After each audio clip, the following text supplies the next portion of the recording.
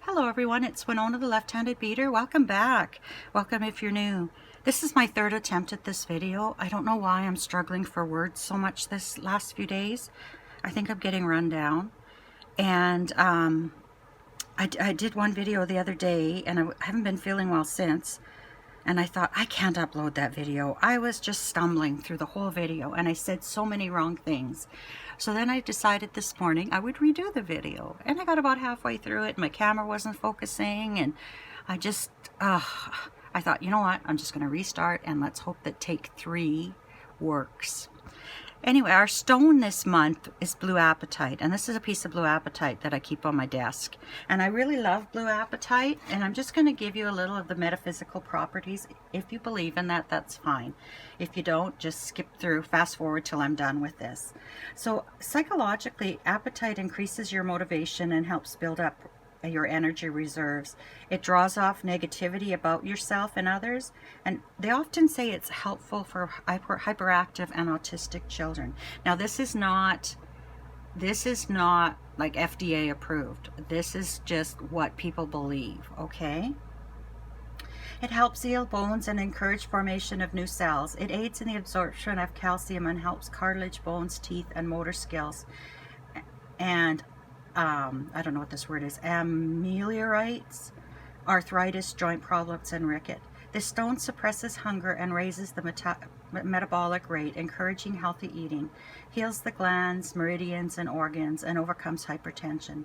It balances the physical, emotional, mental, and spiritual bodies, and the chakras, eliminating overactivity and stimulating underactivity. It's used with other crystals. It helps facilitate their results. The blue apatite specifically connects to a very high level of spiritual guidance. It facilitates in public speaking, it enhances group communication, opens your throat chakra, and heals your heart and emotional. And they say disease, but we can't say it heals a disease. But I've worked with crystals for a few years, and I am a Christian, but I do believe crystals have powers, and they're not New Age powers. God put these stones on earth for us, and each of these stones has what's called a vibration rate, and the different vibrations work within your body because we're all made of energy. Our whole body is made of energy, and the energy, different wavelengths within different stones do different things for you. So that's just my 2 cents. I hope I didn't turn anybody off yet, but I just thought, you know, I'm just going to throw a bit of that in there. I also want to talk about this necklace. This was from Bargain Bead Box a couple of years ago. I made this necklace, and it was one of the first ones I ever made. And I copied from a lady on the internet, on YouTube, and I did contact her and ask her if she would mind if I did a video of it, and she said she wouldn't bother her. But then all of a sudden she was gone off of YouTube, so I was really worried that maybe I offended her, and she just said yes for, you know, to be kind. But I hope that's not the case. But anyway, look how this is tarnished. These were really pretty silver when I got them, and even some of the bead caps are tarnished, and this end is tarnished. And I've tried polishing a few of them, but it's a lot of work, and they don't get back to that nice thing.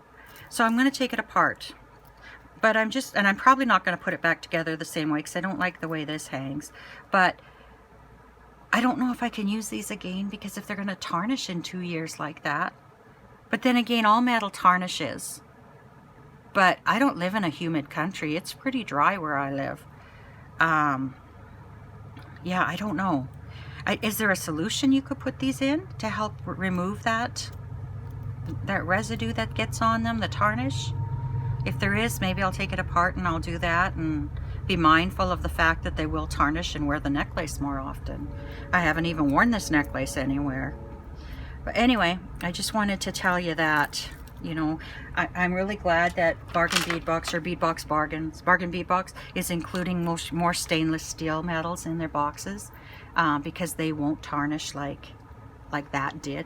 I'm just going to have some water here. Okay, talking too much. So anyway, with this bead box, I went with these top drilled teardrops, and I just loved them when the box came and they were wired together and they were all like this. And I thought I'd make a bracelet, but it doesn't stay like that on a bracelet. It kind of goes, well, here. Let's see what happens. Yeah, see how it mostly goes, oh, see how it mostly goes flat? So, and then it's a necklace, I just shake it up. Give it a few shakes and then it twists like that again. So I used all of them except 2.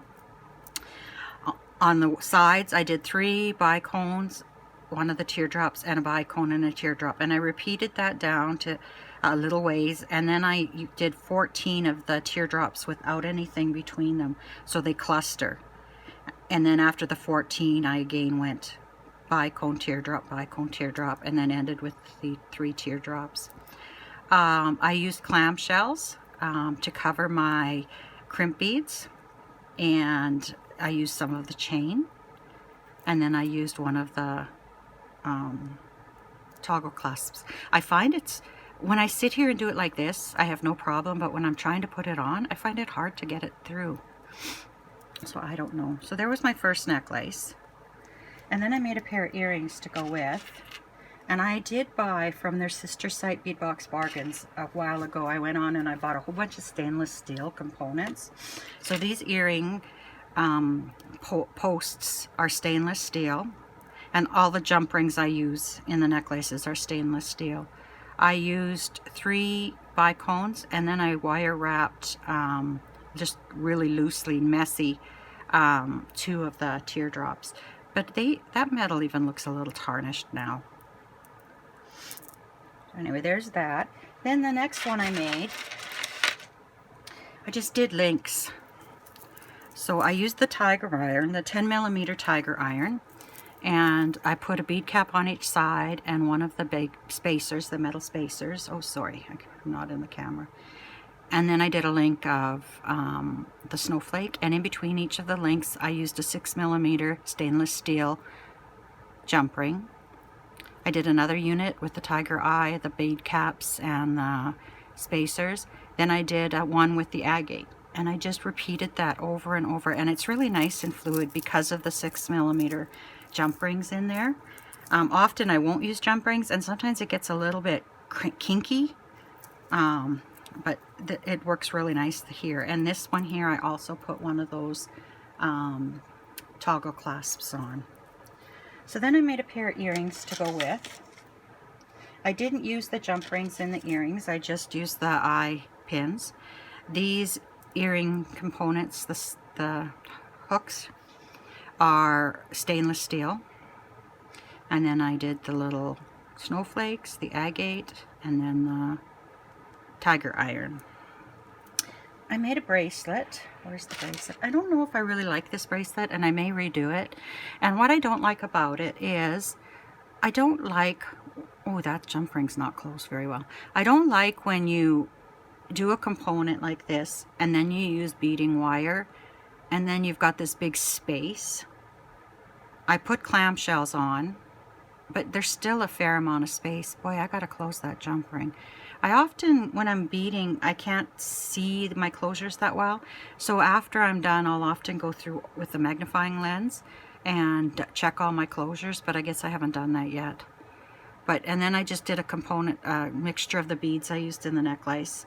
And it ended up being 8 inches, which is like over an inch bigger than my bracelet, my wrist, I should say. So then what I did is I just used a tiny lobster clasp to close it. And there it is. See, I just don't like the amount of space that leaves between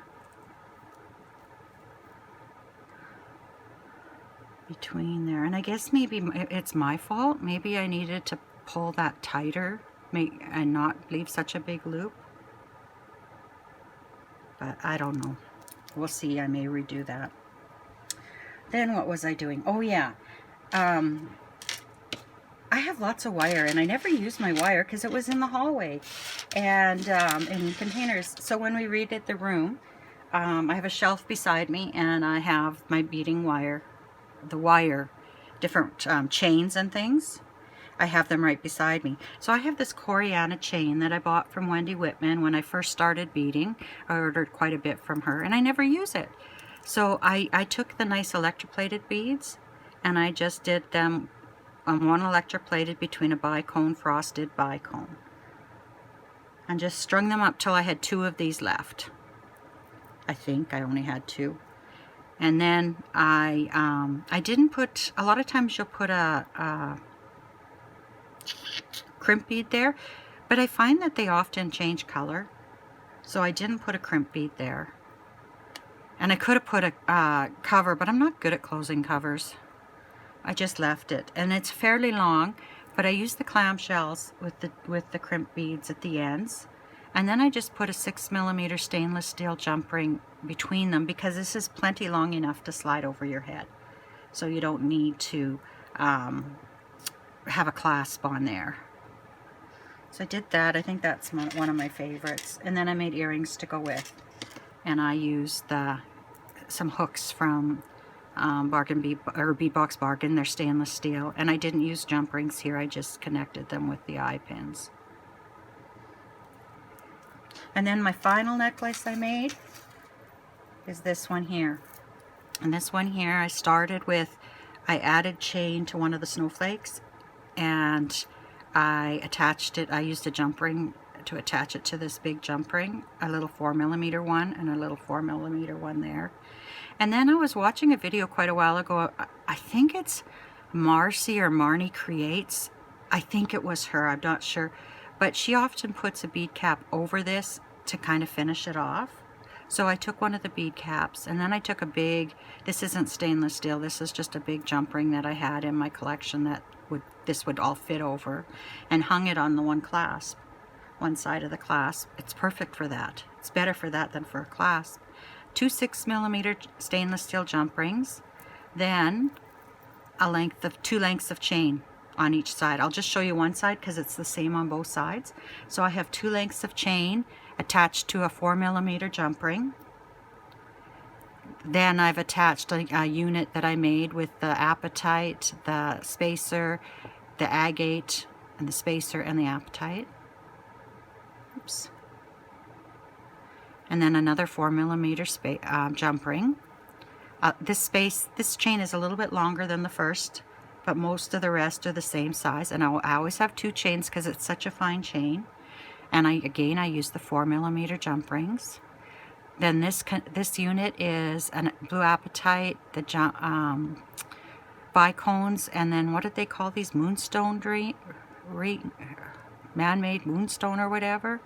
I call them mermaid beads.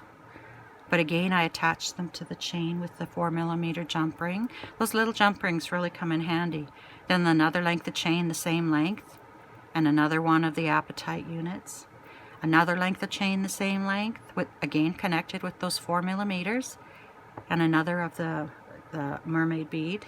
And then this is what I had left. I divided into 8 because I needed 2 for this, or 4 because I needed 2 for this side and 2 for this side. And then I just cut it. It's a little bit different length than the rest, but you don't notice it. And then I used lobster claw to attach it to a 6mm jump ring. And then it's a little bit longer, not as long as the previous necklace, but it's a little bit longer. And it hangs nice when you're hanging it down instead of to the side. I love this necklace. So I used up all the chain. I did not make a bracelet because I haven't been feeling well, and I just wasn't in the mood, and I thought, you know what? Those beads aren't going to go bad on you. They're going to be fine. So what I have left, I have one of the toggle clasps and 2 of the toggles. I have the 2 ferny, what are they, teal coated fan pendants. I could have just made earrings with them, but I have lots of earrings. I have 3 of the tiger iron stones. I have quite a few of the blue agate. See, I could have made a bracelet because I had lots left. I have 1 of the snowflake charms, which I would have hung on a bracelet had I done it. I have 5 of the little snowflake beads. have quite a few of the little 5x2mm rondelle spacers. And I have a fair amount of the bicones as well. What else do I have here? I've got this much left of the agate, the crackled. I've got the 2 snowflake charms here.